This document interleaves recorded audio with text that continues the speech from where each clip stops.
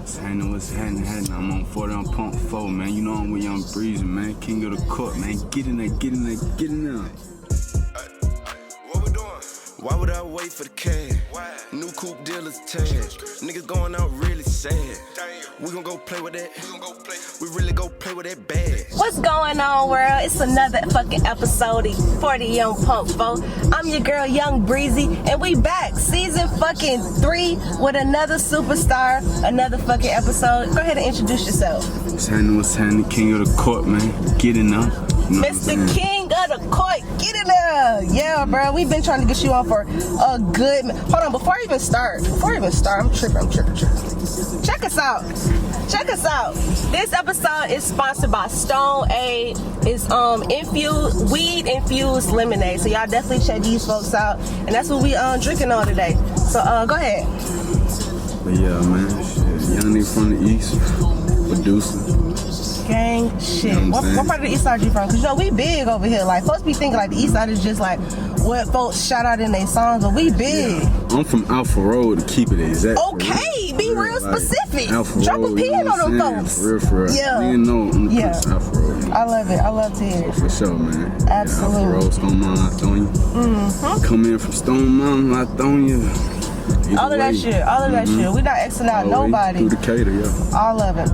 Look, how does it feel to be like an in-house producer for one of the biggest fucking names out right now? MoneyMu is going fucking nuts. And it's not like you just tapped in with him like last week or some shit. Y'all folks been putting in work together. So now that it's finally coming to, you know what I'm saying, fruition, and everybody on his shit, like what's going on? How you feel? How that feel? It just feel good for sure though. It feel good, you know what I'm saying? You already knew it was coming. But you know what I'm saying? Just feel good, you know what I'm saying? Facts. In the camp you had to what y'all say? Believe. Y'all folks had to fucking believe. Gotta believe. You know MoneyMu, you know Mondo, you know believe, man. Believe, man. Believe it. No gotta believe in everything you do. Motherfucking hitting, that shit spinning the block again. Like, I first heard that shit 3 years ago. Like, I had MoneyMu on the show maybe like a couple months ago last year. And definitely I told him when he came in, I was like, look, bro, 2017, me and my best friend, we was riding around everywhere fucking listening to that shit. Yeah, that shit was beating. And now this coming all the way back around 3 years later. That's just testament to show like that's a hit. That's a real fucking timeless hit. You know what I'm saying? That shit hard as fuck. Did you have a hand in that song? Or were you around when they made that? Man, I don't even remember the day they made that or none of that shit. I don't even remember. I just remember just the outcome of that week. And then, you know what I'm saying, they running through songs like, oh yeah, they're hard. Like, them niggas had like 20 songs. Like, at least probably like 50 songs from that week.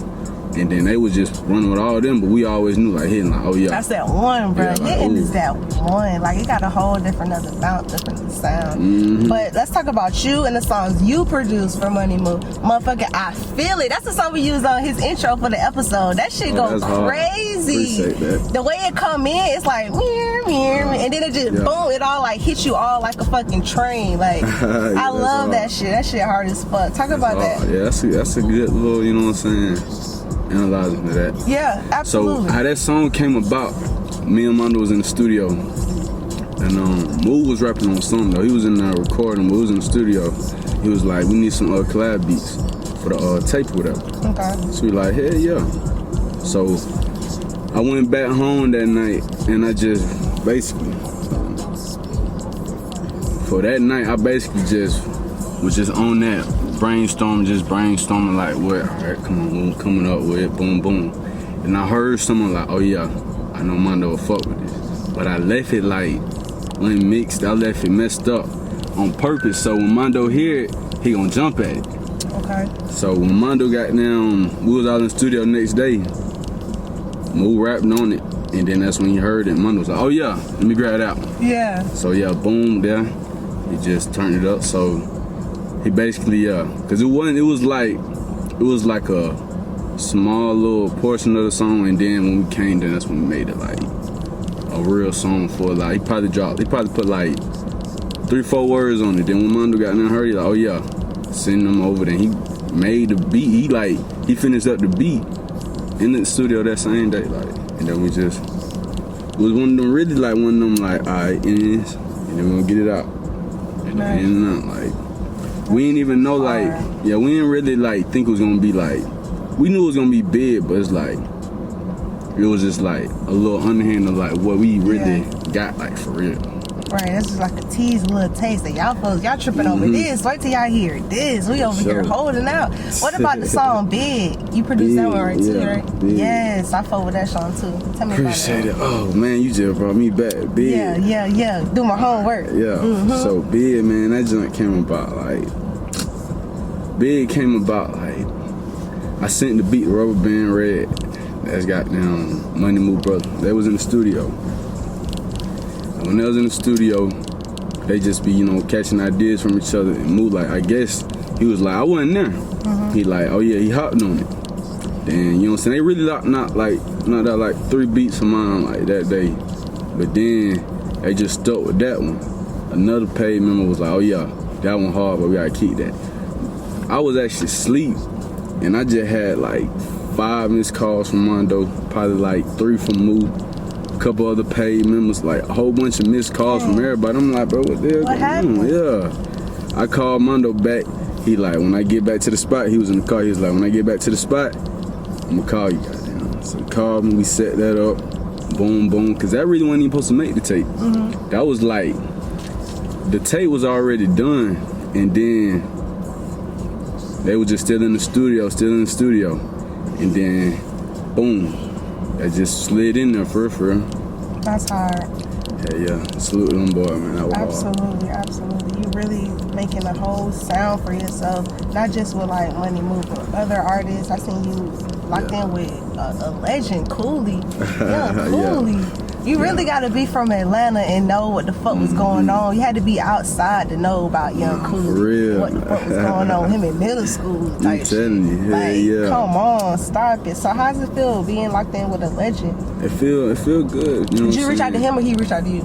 He reached out to me, but we was already locked in though, cause like basically, it was gonna be already time, and then he reached out. Then we was like, let's get it. And I'm like, oh, you know I'm with it. Let's do it. Yeah. We made like about 3-4 songs, and then we made like a whole nother set of songs, and then I was one on, and then but we got some more shit coming too. He just dropped that too, called Better Than Everybody.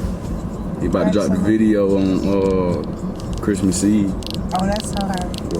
We like that shit. We like, you know what I'm saying, thought out and plans and shit like that, special surprises. Yeah, drop it for sure. All right, so MoneyMu also been working with like artists, producers like, you know what I'm saying, of course Mondo, but like June the Genius and Buddha. Have you been around in the studio? Have you learned anything from like bigger producers like that? Yeah, I learned a lot from Mondo. Like that's goddamn. Mondo got to get on the box, bro. You got to come talk to us, bro, for sure. I know that's insta for him. I know he ready. But like, I remember how E even came about. A song produced by Junior. Like, I remember Rubber Band Red was playing. I forgot we was going back to on our side of the East to grab something, and then he played it, and they was in the studio like the night before that, and he played it in the car like. What is that, nigga? Hey, like, I can send it on my phone, like, I ain't know if it was too early now. I'm like, hey, can I send it on my phone? He like, yeah. But boy, I knew that one was like, that shit was too hard. Like, that shit was crazy. And I like them songs, like, Mu do got a lot of producers, and he worked the way he, like, it's just so, it builds a strong just cult for his sounds. That nigga there, Junior, I definitely learned a lot from him, even just indirectly, because other stuff he done did. He done worked with Mu with so many songs, you know what I'm saying? That's tough, that's hard.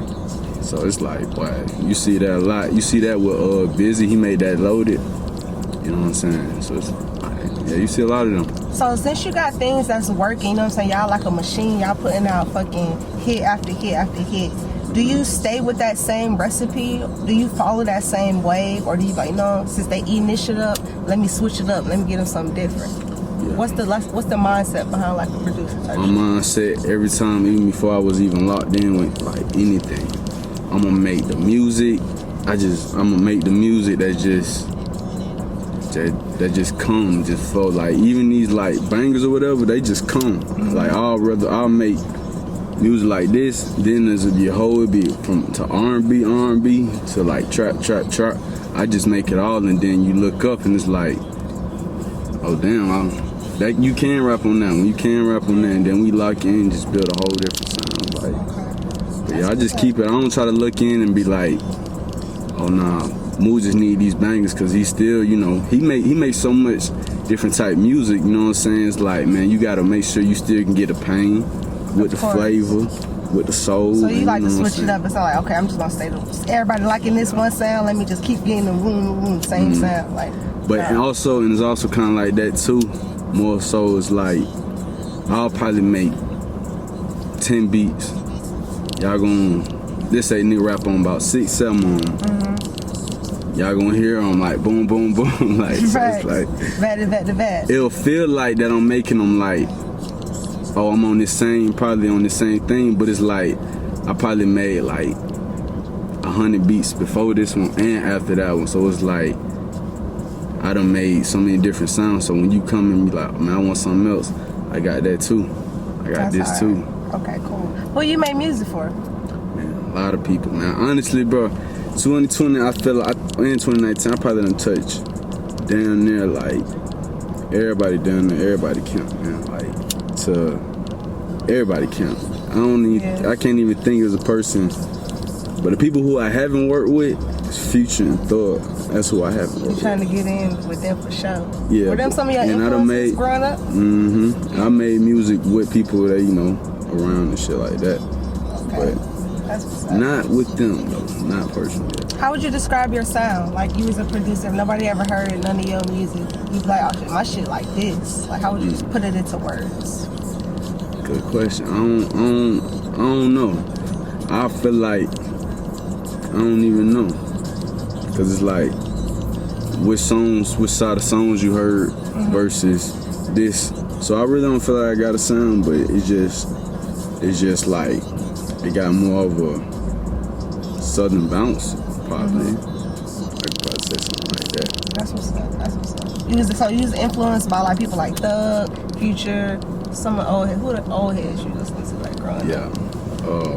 Shit, Future, Thug, Wayne, of course. Yeah. Wayne, shit. That's pretty from a split point. And then, you know, we got, of course, like the music we hugged and grew up and came up Atlanta with, like shit, for real. Rich Kids and goddamn everybody that was around that era, to even fucking Travis Porter, to goddamn shit, everybody. Absolutely. But yeah, Wayne definitely that top dog. Who's your favorite producer? Zaytoven. Zay-Tiki. Zaytoven. With the keys. Other than Mondo though, for sure. That's hard though. So like your peer, you can say you not, you know what I'm saying, small enough for you like, no, I ain't even gonna say that. You like, fuck it. My peer is my fucking. Yeah, my favorite. I look up to that. Yeah, my favorite producers be like niggas that I personally like I knew. Like, like it's people's like the certain producers, like they real big and they real big and stuff. Or they, you know what I'm saying, like the Just Blaze and Timberlands and stuff. But you know, more so like the sound that I like and the stuff that I like to make, them boys got that type shit, you know what I'm saying? So hell yeah, Mondo definitely one. Cause before I was even making beats, you know what I'm saying, I was around Mondo when he was goddamn making the beat and rapping on it in the same, like all in the same corner. Like he was just do that shit from middle school days and shit. Like I'm like, boy, oh yeah. I already know what was going on. If ain't nobody knew, I knew. I'm just sitting back looking like, boy, all these soaking niggas, up the game, eating that shit up, for sure. What? That's what's up. Who you working with right now? Upcoming projects? What you got going on? What's gonna come out for you? I got a lot of stuff about to drop. Me and Ace Apollo, we about to drop our tape. Shout out to that boy Ace. That is definitely 40-4 alumni. That's what I'm saying, bro. The Eastside so connected, or just this music shit in general so connected. A lot of people that sat in this seat definitely didn't already linked in or talked to or already know somebody that I already interviewed before. That shit is hard. Oh, you got to get this person. I'm like, bruh, I already got them. That shit hard. Shout out to that boy Ace. Shout out to boy Ace, man. That nigga a fool with it. Like, nuts. Or rapping ass nigga. He gonna bar your ass down every time. You ain't even gonna catch it the first time. I'm telling you, man. I'm telling you, you just keep listening over and over, and it's like.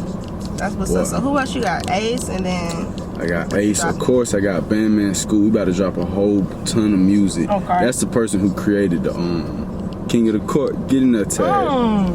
That's Bandman School. Legend. So yeah, we definitely got so much shit on the way. We actually just dropped some shit. Rich Don Flow. Yeah, a whole bunch. We dropped a whole bunch of other music too though. So I'm about to actually drop a Spotify playlist with a lot of them songs on there. A lot of stuff that's like hard that probably heard 2 or 3 times. You want to tap back in and be like, ooh, you know what I'm saying? I'm gonna type to it.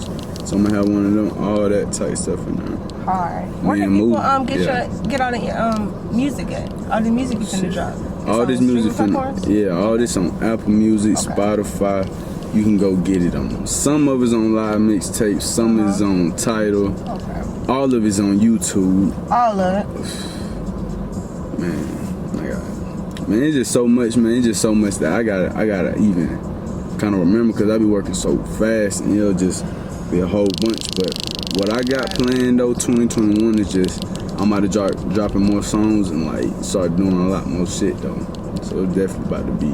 I was just really 2019, 2020 was like some strong years and just building up, making a whole bunch of songs. Like I ain't even realized, man. I made so many songs. Like, it's a lot. Too many. You be in the studio locked in. That's what's up. I just let them. We excited. I'm excited because I'm a fan. You know what I'm saying? I like appreciate production. that. I like good fucking. You know what I'm saying? Beats, shit that move, shit that make you move. Yeah. You definitely one of those fucking producers. So. I'm excited. Any shout outs? Any folks you want to say what's up to? You know that's gonna be watching this. That shit off real quick.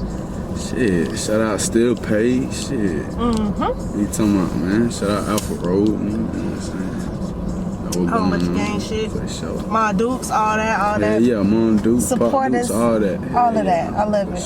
Contact information. Where can people get you? Know what I'm saying, your Instagram. I know you said the music on all streaming platforms, but if they want to follow you specifically, where can they follow you? KingofDaCourt _ get in on Instagram, and my Twitter is _ nationwide. That was before. That was when I was like a young nigga. I always was just like That's when I started following you a long time ago. Nationwide, That's gang shit, bro. I really, really thank you for coming through. I'm a fan, and I know that you're gonna do great things. And 40 Young Pump is another episode. Young Breezy, KingofDaCourt. We motherfucking getting in there, high as hell. Another episode. No. Gang shit. So.